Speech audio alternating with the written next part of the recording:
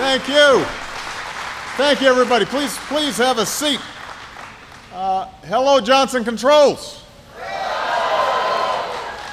It is good to be back in Holland, Michigan.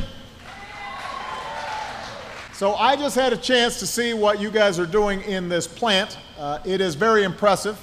Elizabeth was giving me the tour, and she was very patient with me, and I think I understood about half of what she said.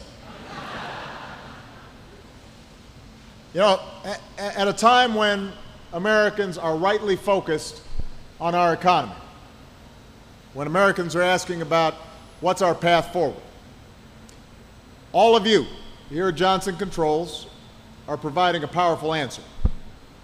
This is one of the most advanced factories in the world. You're helping America lead in a growing new industry. You're showing us how we can come back from the worst recession that we've had in generations and start making things here in America that are sold all around the world. And that's why I'm here today. I've said it before, I will say it again. You cannot bet against the American worker.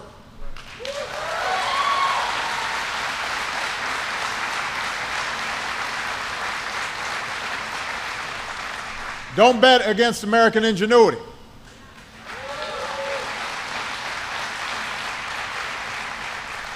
The reason a plant like this exists is because we are a country of unmatched freedom where groundbreaking ideas flourish. There is not a single country on earth that wouldn't trade places with us. Not one. We've got to remember that. But we also know that we face some tough challenges right now. You know what they are. You live them every day. In your communities, in your families. You know, too many people who are out of work. They're struggling to get by with fewer shifts or fewer customers. Paychecks aren't big enough. Costs are too high. And even though the economy has started growing again since the recession started in 2007, the fact is it's not growing fast enough. Now, some of what we're facing today has to do with events beyond our control. As the economy was improving and improving through 2009, 2010, the beginning of this year, suddenly it was hit with the unrest in the Middle East that helped send gas prices through the roof. Europe is dealing with all sorts of financial turmoil that is lapping up on our shores. Japan's tragic earthquake hurt economies around the globe, including ours, cut off some supply chains that were very important to us. And all of this has further challenged our economy. And as we've seen, it's playing out in the stock market. Wild swings, up and down. But what we can control is our response to these challenges. Unfortunately, what we've seen in Washington in the last few months has been the worst kind of partisanship, the worst kind of gridlock, and that gridlock has undermined public confidence and impeded our efforts to take the steps we need for our economy. So what I want to say to you, Johnson Controls, is there is nothing wrong with our country. There is something wrong with our politics. We know there are things we have to do to erase a legacy of debt that hangs over the economy. But time and again, we've seen partisan brinksmanship get in the way, as if winning the next election is more important than fulfilling our responsibilities to you and to our country.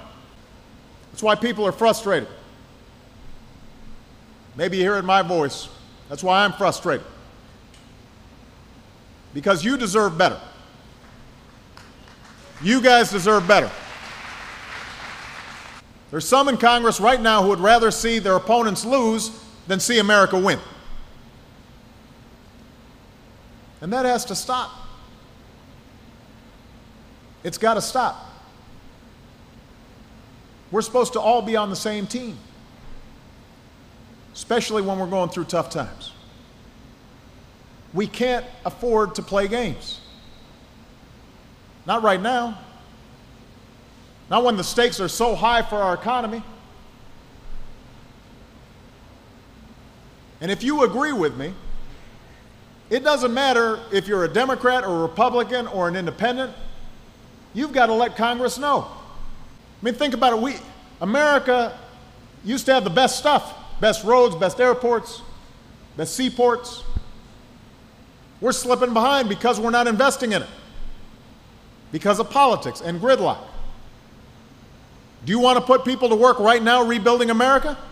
You've got to send that message to Congress.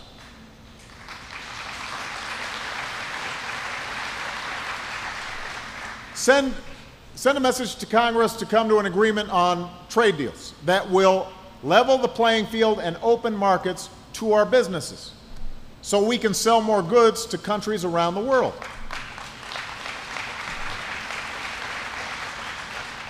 You know, we've got a lot of Americans driving Kias and Hyundais. I want folks in Korea driving Fords and Chevys and Chryslers. I'd like to see that.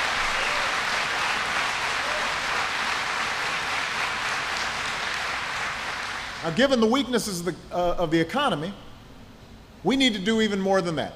And over the coming weeks, I'm going to be putting out more proposals, week by week, that will help businesses hire and put people back to work. And I'm going to keep at it until every single American who wants a job can find one.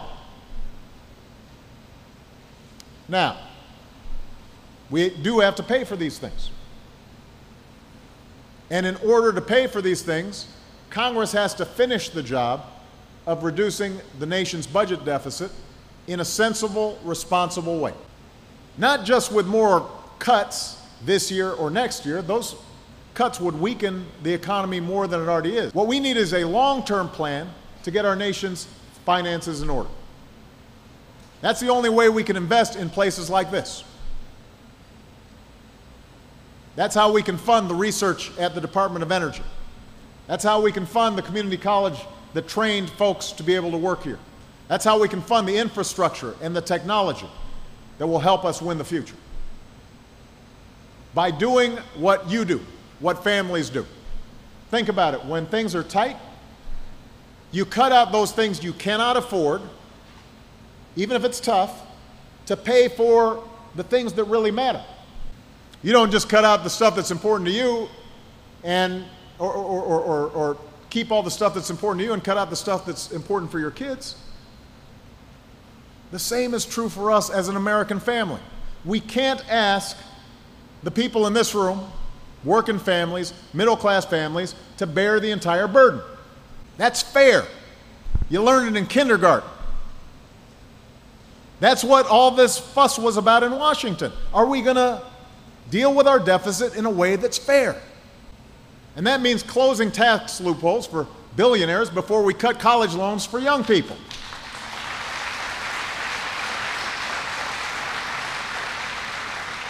That means ending government subsidies for oil and gas companies that are doing very well before you cut health care for seniors.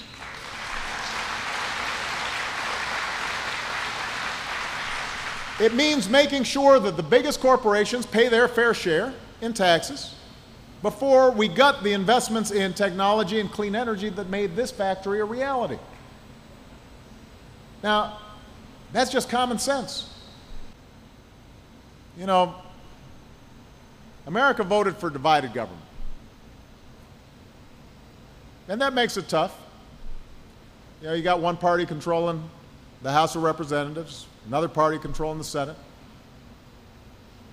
So you voted for divided government.